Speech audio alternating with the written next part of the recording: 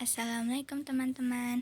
Kami dari kelompok 4 dengan beranggotakan Sinta Kurniasari, Akilatul Hilmi Zafira, Nina Siti Munawaroh, dan Muhammad Fikri akan menjelaskan tentang materi teknik pembuktian dalam matematika.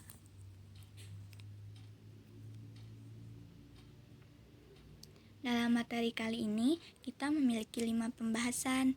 Yang pertama, ada pembuktian langsung, yang kedua pembuktian kontraposisi, yang ketiga pembuktian kontradiksi, yang keempat pembuktian induksi matematika, yang kelima pembuktian pernyataan bimplikasi.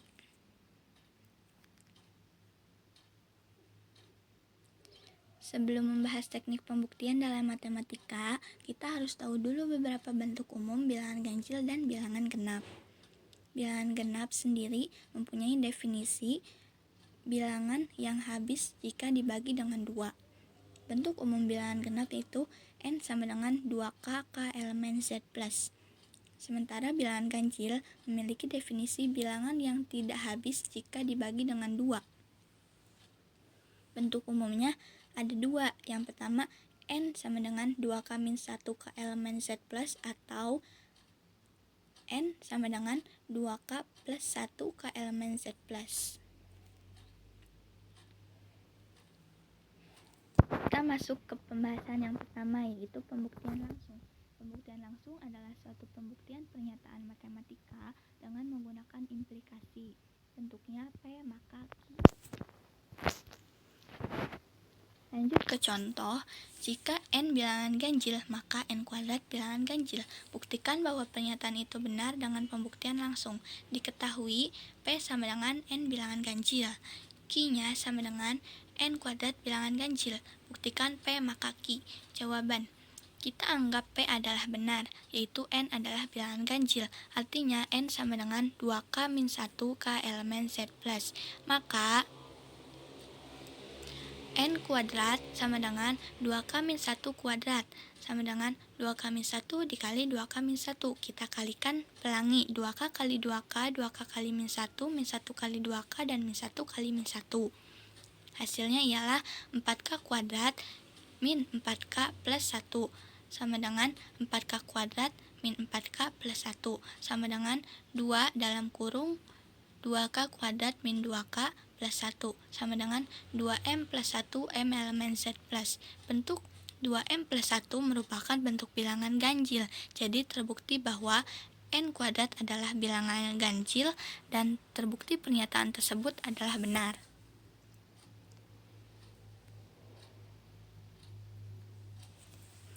Yang kedua, pembuktian kontraposisi. Pembuktian kontraposisi adalah suatu pembuktian pernyataan matematika dengan menggunakan negasi. Bentuk umumnya P maka Q ekuivalen dengan negasi P maka negasi Q. Contoh mudahnya yaitu hari tidak hujan maka tanah tidak basah, ekuivalen hari hujan maka tanah basah.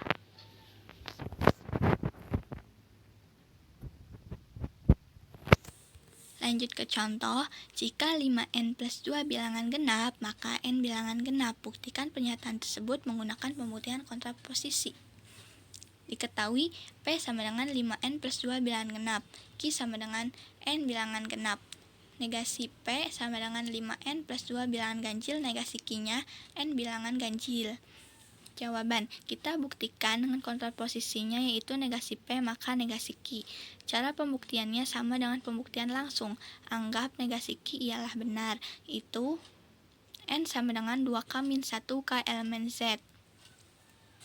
Maka 5n plus 2 sama dengan 5 dalam kurung 2k min 1 dikali 2 tambah 2 sama dengan 10k min 5 tambah 2 sama dengan 10k min 3 sama dengan dalam kurung 10k min 2 min 1 sama dengan 2 dalam kurung 5k min 1 min 1 sama dengan 2m min 1. Di sini kontraposisinya terbukti benar. Artinya 5n plus 2 bilangan genap itu terbukti benar. Baik teman-teman, sekarang penjelasan tentang teknik pembuktian kontradiksi.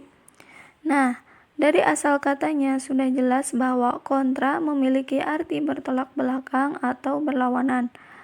Sedangkan pengertian dari kontradiksi sendiri adalah suatu pernyataan yang selalu bernilai salah untuk setiap nilai kebenaran dari komponen-komponennya. Sehingga dapat disimpulkan bahwa premis dari kontradiksi adalah salah. Sama halnya implikasi ekuivalen dengan kontradiksi. Dalam sebuah pernyataan berupa implikasi P jika maka Q memiliki kebalikan, yaitu negasi dalam kurung P jika maka Q. Nah, jika implikasinya benar maka sudah pasti negasinya salah, atau jika implikasinya salah maka sudah pasti negasinya benar. Dalam pembuktian kontradiksi akan membuktikan bahwa pernyataan P jika maka Q benar. Caranya yaitu dengan membuktikan bahwa negasinya merupakan pernyataan yang salah. Contoh pembuktian pernyataan melalui kontradiksi.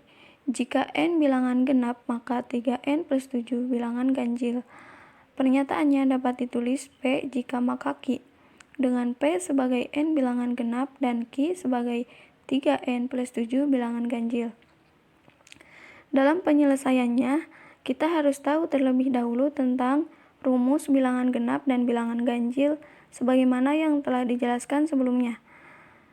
Nah, kemudian asumsikan nilai 3N plus 7 sesuai dengan pernyataan tersebut bahwa N bilangan genap. Karena ini kontradiksi, yang mana kontradiksi itu selalu bernilai salah, maka kebalikan dari genap adalah ganjil, dan rumus yang dimasukkan adalah rumus ganjil. Dapat dituliskan 3 dalam kurung 2K plus 1 tutup kurung plus 7. Kemudian 3 dikalikan ke angka yang ada di dalam kurung. Setelah itu dijumlahkan dan hasilnya menjadi 6K plus 10. Setelah itu difaktorkan kembali menjadi 2 dalam kurung 3K plus 5. Dan 3K plus 5 dapat dimisalkan dengan A, maka hasilnya adalah 2A. Pernyataan tersebut menunjukkan bahwa 3N plus 7 adalah bilangan ganjil. Sebagaimana yang telah disebutkan, ini adalah kontradiksi, yang mana kontradiksi itu selalu bernilai salah, maka terbukti bahwa pernyataan ini termasuk kontradiksi. Selanjutnya, kita masuk ke pembahasan pembuktian induksi matematika. Induksi matematika merupakan suatu proses pembuktian pernyataan yang berlaku untuk semua anggota bilangan asli. Adapun langkah-langkah untuk menyelesaikan pembuktian induksi matematika, yang pertama, buktikan benar untuk N sama dengan 1. Yang kedua, misalkan benar untuk N sama dengan K. Yang ketiga, buktikan benar untuk N sama dengan K plus 1. Nah, adapun jenis-jenis induksi matematika. Yang pertama, pembuktian induksi matematika pada deret. Yang kedua, pembuktian induksi matematika pada keterbagian. Yang ketiga, pembuktian induksi matematika pada ketidaksamaan. Baik, kita bahas satu-satu. Yang pertama itu adalah induksi matematika pada deret. Dapat dilihat pada gambar, ada contoh, yaitu buktikan bahwa untuk setiap N anggota bilangan asli berlaku deret beserta rumusnya sebagai berikut. Nah, 1 ditambah 2 ditambah 3 ditambah titik-titik ditambah N sama dengan N ditambah N kuadrat per 2. Nah, N ini merupakan rumus UN. Nah, kalau N ditambah N kuadrat per 2 merupakan rumus SN. Nah, langkah pertama yaitu memisalkan N menjadi 1, N sama dengan 1 ya. Nah, dapat dilihat hasil akhirnya yaitu 1 sama dengan 1, maka pernyataan di atas benar untuk N sama dengan 1. Langkah kedua, kita misal pernyataan di atas benar untuk N sama dengan K, yaitu 1 ditambah 2 ditambah 3 ditambah titik-titik ditambah K sama dengan K ditambah K kuadrat per 2. Langkah ketiga, buktikan pernyataan di atas benar untuk N sama dengan K plus 1. 1 ditambah 2 ditambah 3 ditambah titik-titik ditambah K ditambah 1 sama dengan K ditambah K per K kuadrat per 2 ditambah K ditambah 1. Pada langkah ini, bentuk yang diperoleh pada langkah sebelumnya yaitu untuk N sama dengan K kembali digunakan. Nah, hasil akhirnya yaitu 1 ditambah 2 ditambah 3 ditambah titik-titik ditambah K ditambah 1 sama dengan buka kurung K ditambah 1 tutup kurung ditambah K plus 1 tutup kurung kuadrat per 2. Nah, dari langkah terakhir dilihat bahwa jika pernyataan di atas berlaku untuk N sama dengan K, maka berlaku juga untuk N sama dengan K plus 1. Jadi, terbukti bahwa pernyataan di atas benar untuk semua N anggota himpunan bilangan asli. Yang kedua, induksi matematika pada keterbagian. Buktikan bahwa untuk setiap N anggota bilangan asli, N pangkat 3 ditambah 2N habis dibagi oleh 3. Misal, N sama dengan 1. Hasil akhirnya itu kan sama dengan 3 ya. Nah, karena 3 ini habis dibagi 3, maka pernyataan di atas benar untuk N sama dengan 1. Nah, yang kedua, misalkan itu N sama dengan K. Berarti kita asumsikan tuh bahwa K pangkat 3 ditambah 2K habis dibagi 3, ya kan? Nah, agar lebih sistematis dan berguna untuk langkah pembuktian berikutnya, kita ubah menjadi kalimat matematika berikut ini. K pangkat 3 ditambah 2K sama dengan 3A. Nah, A ini merupakan anggota bilangan asli. Nah, langkah selanjutnya akan dibuktikan bahwa pernyataan ini benar juga untuk N sama dengan K ditambah 1. Pada langkah ketiga ini, kita perlu menunjukkan bahwa jika N disubstitusi oleh K ditambah 1 akan menghasilkan bilangan yang habis dibagi 3. Nah, pada langkah ketiga, kita bisa memanfaatkan hasil yang diperoleh pada langkah kedua. Dapat dilihat pada gambar dan hasil akhirnya yaitu 3 buka kurung A ditambah K kuadrat ditambah K ditambah 1 tutup kurung. Bentuk terakhir yang diperoleh merupakan kelipatan 3. Jadi terbukti bahwa N pangkat 3 ditambah 2N habis dibagi oleh 3 untuk setiap N anggota bilangan asli. Pembahasan yang terakhir yaitu adalah induksi matematika pada ketidaksamaan. Buktikan bahwa buka kurung N ditambah 1 tutup kurung pangkat 2 kurang dari 2N kuadrat untuk setiap N lebih dari sama dengan 3 dan N anggota bilangan asli. Langkah pertama yaitu merubah N menjadi 3. Hasil akhirnya yaitu 16 kurang dari 18. Nah, langkah kedua yaitu pernyataan benar untuk N sama dengan K. Jadinya buka kurung K ditambah 1 tutup kurung kuadrat kurang dari 2K kuadrat. Pada langkah ketiga, kita cukup mengambil salah satu ruas dari tanda pertidaksamaan, bisa ruas kiri atau ruas kanan saja. Nah, selanjutnya kita tunjukkan bahwa dengan memanfaatkan langkah kedua dan prinsip ketidaksamaan yang berlaku untuk N sama dengan K ditambah 1. Nah, bisa dilihat adapun pada tujuan akhirnya ini adalah menampilkan pernyataan berikut, yaitu buka kurung K ditambah 1 tutup kurung ditambah 1 tutup kurung kuadrat sama dengan buka kurung K plus 1 tutup kurung kuadrat ditambah 2 buka kurung K plus 1 tutup kurung plus 1. Nah, dikarenakan K plus 1 kuadrat kurang dari 2K kuadrat dari pernyataan sebelumnya, maka K plus 1 kuadrat ditambah 2 ditambah 1 kurang dari 2K kuadrat ditambah 2K ditambah 2 ditambah 1.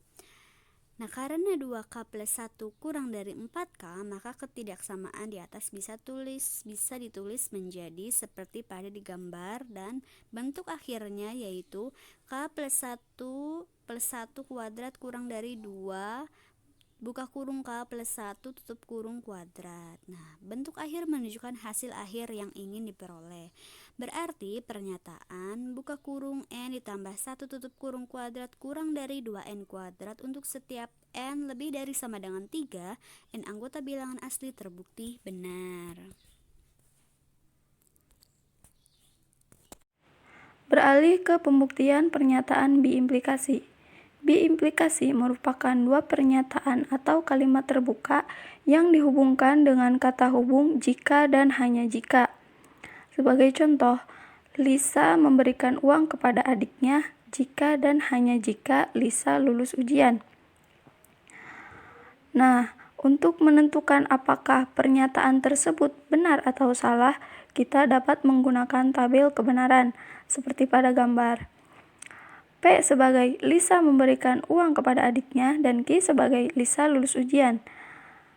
Nah, ingat ya teman-teman, dalil dari biimplikasi adalah akan selalu bernilai salah apabila nilai dari kedua pernyataan berbeda. Nah, seperti pada tabel tersebut, P benar, Q salah, maka hasil P jika maka Q akan bernilai salah, dan P salah, Q benar, hasil dari P jika maka Q akan bernilai salah.